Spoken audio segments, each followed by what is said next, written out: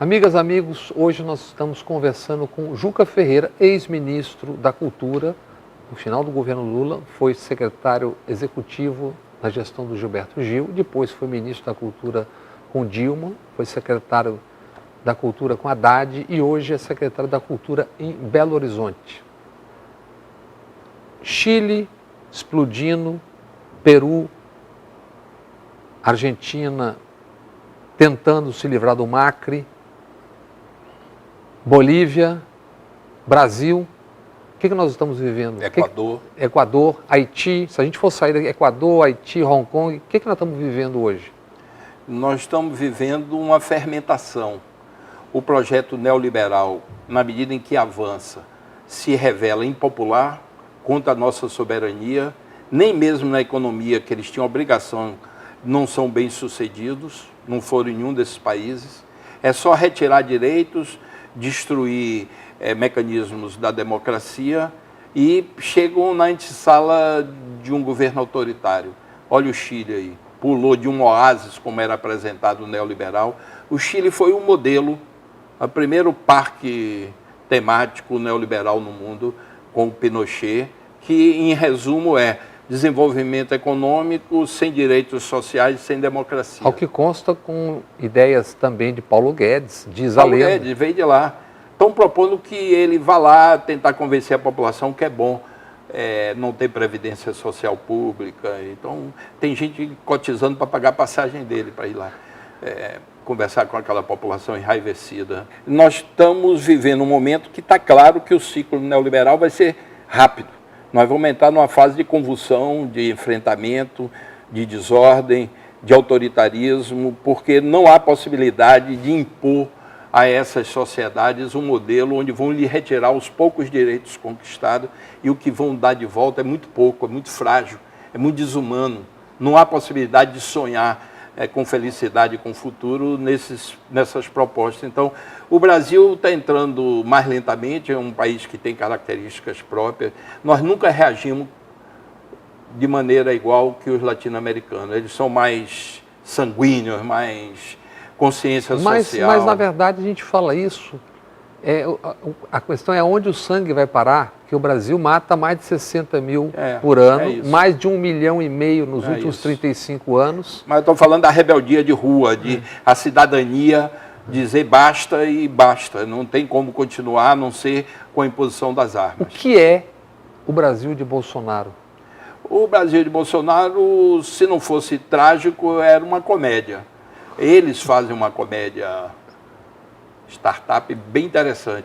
Quando entra Damares, o ministro das Relações Exteriores, esse ministro da Educação, e mais uns 3, e a família de meio ambiente, e a família de Bolsonaro, a gente vê o lado caricatural do projeto deles. Mas tem um lado que está trabalhando, você vê que a ministra da Agricultura não gosta de aparecer e já aprovou mais de 400 agrotóxicos. 410 até o fim de outubro. É isso. Então, tem um lado perverso e tem um lado caricatural. É a associação entre o neoliberalismo do capital financeiro com os neofascistas. É isso que a gente está assistindo.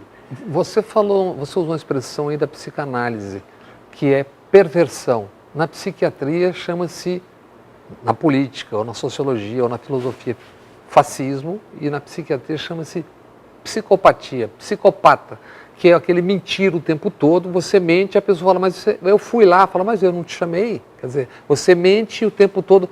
Por exemplo, em relação ao óleo no Nordeste, as falas do presidente Bolsonaro são inacreditáveis. Quer dizer, é uma mistura, é um complô das ONGs com o governo Maduro. E em relação à Amazônia, aos incêndios? Não existe incêndio. Diz que não existe incêndio, depois quando a mídia mundial mostrou que existia incêndio, que a brasileira não mostrou inicialmente, quando ficou claro que existia uma escala de incêndio nunca vista, ele disse que eram os militantes das ONGs ambientalistas. Disse agora. É um grau de disfarçatez, mas de o nome mentira, disso porque isso tem audiência numa base social desprovida de informação, desprovida de cidadania, que acaba aceitando religiosamente, e tem seus pastores para fazê-los aceitar religiosamente essas mentiras. Então a gente está vivendo um enfrentamento que é difícil até como responder a certas coisas, como mamadeira de piroca e tal. É difícil você chegar a um termo de mostrar para essas pessoas que isso é de uma sandice absoluta. Você tem corrido o Brasil, tal. Como sairemos disso? Como sair disso? Olha, o Brasil está fermentando uma reação. Isso dá para sentir quando você vai. Em boa parte da pobreza, ela é silenciosa, porque tem medo. A pobreza vive em condições tão precárias que qualquer movimento pode tornar inviável as suas vidas. Muita gente indo para a rua. 3 séculos e meio de escravidão deixa suas marcas. O medo da Casa Grande. Exatamente. Mas está fermentando. Nas classes trabalhadoras está muito evidente a lucidez do que está acontecendo, mas ainda não tem uma reação. Em outros setores, no setor cultural está uma fermentação enorme. Os cineastas estão vendo todas as conquistas irem por água abaixo, a destruição da Ancine, a destruição do Fundo Nacional, a censura explícita dita pelo presidente e sustentada pelo Osmar Terra. Então, o teatro, botaram um louco lá no teatro, um camarada que está delirante, que agrediu Fernanda Montenegro e que está entregando teatros a organizações religiosas. Então, nós estamos vivendo um momento onde tem um lado trágico, por exemplo, a perda de soberania, a venda a preço de banana do pré-sal, a tentativa de vender e desmontar a Petrobras, a Embraer, e outras que virão, o Banco do Brasil. Eles têm um projeto absolutamente dantesco para o país, transformar a gente num entreposto comercial sobre o comando americano. É isso que eles querem. E o outro lado tem um lado caricatural, delirante, de Jesus na goiabeira. É parte da estratégia. Eu tenho uma percepção que é o seguinte: muitos amigos meus não gostam. Eu digo, olha, eles são caricaturais, mas tem um esquema hiper bem montado do que é de melhor em termos de comunicação por trás. Não duvidem de que isso tem raízes fora do Brasil. E falando nisso, PT, esquerdas em geral, me parece que continuam dormindo em relação ao mundo digital. Eu também acho. E o contra-ataque, o ataque. Eu também acho. A última eleição presidencial, a gente bem comportado, como se tudo tivesse dentro dos conformes, fazendo uma explicitação racional do que representa essas políticas públicas, sociedade, e eles contaminando a sociedade com o ódio, com o medo. O medo é muito importante para eles. O medo sempre está associado à extrema-direita. Sempre tem um general ali ameaçando. Um general ameaçando e inimigos fantasiosos, manter a população temerosa de desenvolver uma racionalidade para entender o mundo. Isso é permanente na extrema-direita. Reich trabalhou muito esse tema. Mas otimismo, ceticismo na razão e otimismo na ação. Eu diria o seguinte: a curto prazo a gente ainda vai sofrer. Eu não vejo ainda uma estrutura, os partidos estão meio perplexos. Essa fermentação, até ela virar política, vai levar um tempo. É isso. Os partidos estão perplexos. Nós não temos uma cultura democrática, nem cultura de frente, como o Uruguai tem. Ceder parte do seu programa para ter o outro como parceiro. Então, nós podemos montar uma frente liberal, de centro-esquerda. Essa frente vai ter que vir de baixo. Vai ter que vir de baixo. Vai estar vindo de baixo. Já tem aproximações importantes. Ela vai forçar em na base da sociedade. Então a gente vai sofrer durante o tempo. Agora, eu acredito que o Brasil é muito maior do que esse projeto medíocre que eles querem nos impor. Você acha que as mulheres vão voltar para casa belas e recatadas para se submeter ao macho doméstico dentro das regras caducas? Não vão.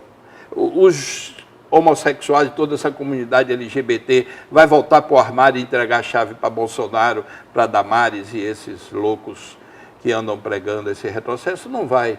Os negros vão querer perder o que conquistaram, que ainda é pouco, mas conquistaram acesso à universidade e tal, e deixar de lutar pelas outras conquistas. Os indígenas vão ceder suas terras para o minério ser explorado, etc. Não vai. Então é o seguinte: nós estamos construindo um momento de muita dificuldade da sociedade brasileira, mas vai chegar um momento onde essa tensão, esse equilíbrio tenso vai se romper. E mais, tanto quanto ou mais grave do que isso, os meninos de bicicleta felizes, segundo numa analogia, diz a marca, entregando coisas, comida, documentos, etc., e não tendo nenhum direito. Se o cara for atropelado, se ele for roubado, se ele morrer, quem paga? Ninguém. Ninguém recebeu, nem quem pagou, nem quem mandou. É engraçado, você levantou uma questão cotidiana importante desse momento. Precarização do trabalho. A uberização do trabalho. Precarização do trabalho. A Europa reconheceu que há uma relação de trabalho da Uber com os que trabalham para ela. Então há uma relação de trabalho, portanto há obrigações de fazer parte da proteção ao trabalhador. No Brasil, os tribunais, os primeiros posicionamentos é de que não tem relação trabalhista nenhuma, porque não foi assinado um termo. Então é o seguinte, aqui eles querem que o Brasil seja o Chile do século XXI. O que Pinochet conseguiu, manter a sociedade sob o tacão militar e construir um projeto de desenvolvimento econômico sem direitos, sem bem-estar, onde a população não é considerada, é um projeto para a gente aqui. Agora eles querem fazer isso dentro desse processo, acreditando que o Brasil vai ficar de bobeira o tempo inteiro. Mas sempre tem saída. Claro, a saída eu não sei dizer.